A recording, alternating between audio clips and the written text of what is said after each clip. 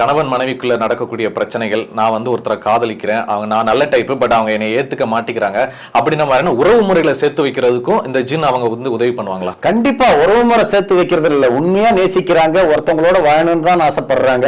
இதை சேர்த்து வைக்கிறதுல எந்த ஒரு வசியம் பண்றது எந்த ஒரு தவறும் கிடையாது, காலகாலமா நடந்துகிட்டு தான் இருக்குது.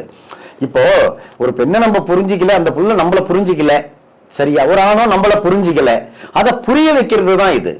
புரிஞ்சு வச்சு மனசார ஏத்துக்க வைக்கிறது தான் இது. மற்றபடியோ அவங்களை யாரும் மோசம் பண்றதுக்கோ கெட்டதுக்கோ இங்க நம்ம இது கிடையாது. ஒருத்தர் உண்மையா காதலிக்கிறாங்க, அதனாலதான் அவங்க நம்மளது இவ்வளவு தூரம் தேடி வராங்க. இல்லைன்னா போடச்சி போடான்னு விட்டுட்டு வேற ஒண்ணு பார்த்துட்டு ஆணோ பெண்ணோ போயிடுவாங்க.